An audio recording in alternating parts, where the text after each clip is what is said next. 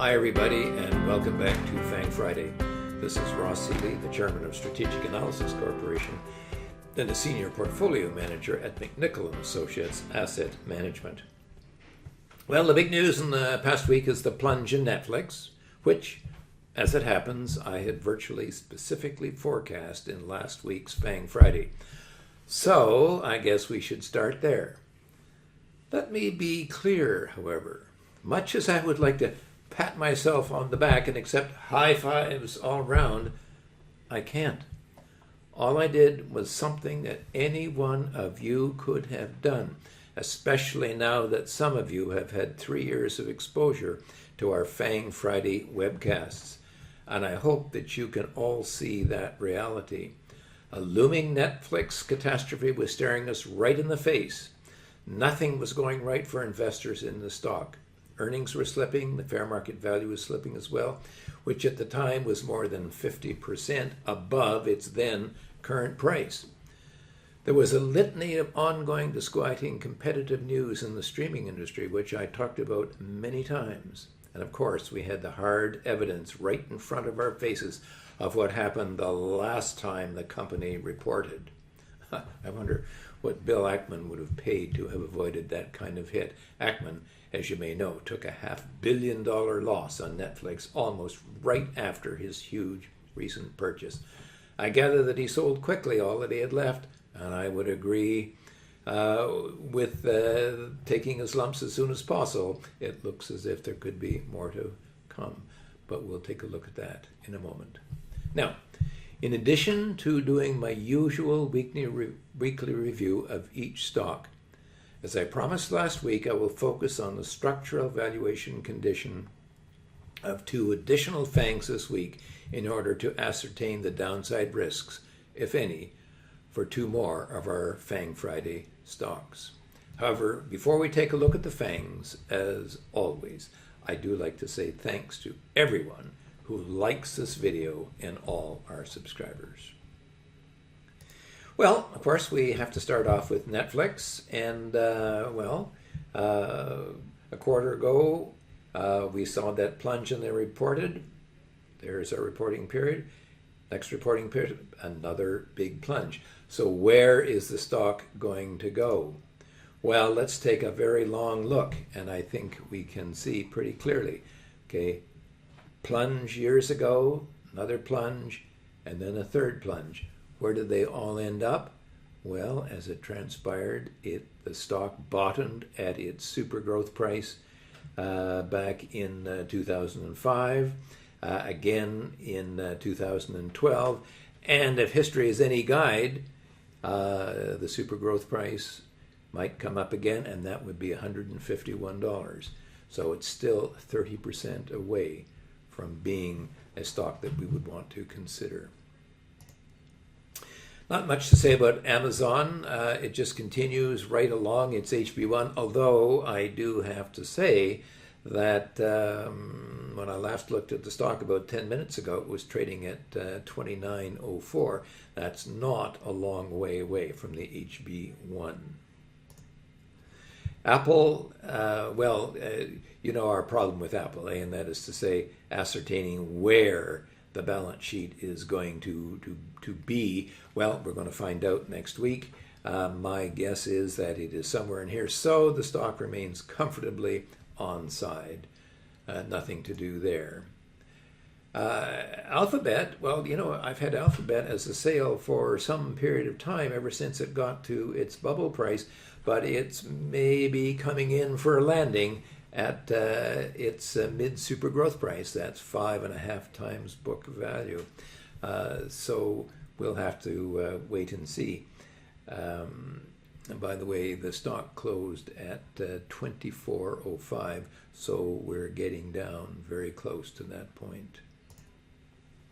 Microsoft, we reviewed that stock last week as one of our probable long-term sells. We had a sell signal which got kind of rescinded, but it's reinstated again. I am nervous about this stock indeed. And Tesla, I also decided to take off our hold list when it got to its HB6 price. Had, by the way, good earnings, and the stock jumped 10%. So maybe I'm a little hasty, but it's got to break out before I would be anywhere remotely interested in it. Now, our two review stocks for this week. And the first one is NVIDIA. And, well, you can see the recent 2-year history of the company. It's coming down now to its HB3. Of course, we had a sell on the stock at the HB6, and that, by the way, was the high on the stock way back in 2000. So the market has a memory. Gave us a sell signal. I kind of ignored it, but I had to reinstate it last week, and good thing I did, because the stock is down even further today. It closed at, it's at 197 right now, and the HB3 is $194. Now, why am I concerned about NVIDIA? And now let's take a long look at this stock, and indeed at what I might call the semiconductor industry. And you see here that this company has enormous swings on the upside and enormous swings on the downside. That is a characteristic of the semiconductor industry. It's had one, two, should have had one in here, but didn't. A third one here, although the setback, it was fairly severe, but it bottomed nicely at its bubble price, and now we've got the fourth time, and I suspect, by the way, that we are now heading down. My initial basic target for the stock is nothing like what it did in the old days, but I would not be surprised, however, if this stock set right back to its bubble price, and that's $91.70 or almost $92. So it's got a way to go yet. Meta is interesting. That's my second review stock there, and it's interesting because for a couple of reasons. First of all, here's the 5-year view of the stock, and there you can see, of course, the peak at its bubble price, peak at the bubble, peak at the bubble. But when it set back, it didn't quite set back to its super growth price. However, in the last quarter, remember when the stock reported, it, like Netflix, had a big gap in the stock on the downside, and we are just about to get the next quarter report for Meta. I've had a sell on the stock ever since it got to its bubble price. I would not choose to step into the stock now. I want to see what happens when it responds to its quarterly earnings. Its downside target might be its new super growth price, and the reason I say new is because this company has been buying back stock, so the shown super growth price may not be the actual one, but we'll see that very shortly. The long-term history of the stock doesn't show very much of use, except, of course, that it never gets above its bubble price. So as far as I can see, the super growth price ought to be it. And by the way, this, of course, is the cheapest of all of the FANG stocks. In summary, the market concerns right now are probably for the high-tech stocks in general, as there is and has been a lot of underlying damage done to a number of them, Netflix now included. Let me observe that if anyone thinks that the correction in these stocks is close to being over, you should probably scroll, as I like to do, through the NASDAQ 100. Some stocks, like Peloton and Shopify, which have already had some pretty stunning declines, are still nowhere near anything at all that resembles an investment quality low. To finish my current assessment of Netflix, the stock is becoming cheap as it's almost fallen to its fair market value measure. But that isn't investment quality. You need to see upside potential as well. So my own long-term downside target remains at super growth price or 3.5 times book, as that is usually where hyper-growth stocks go to catch up on their sleep, as we've seen twice before. The rich are hanging in, as you can see, with Amazon and Apple, and they remain as hold buys in our Phantom FANG portfolio. Tesla and Microsoft have been moved to become sells, as I discussed last week.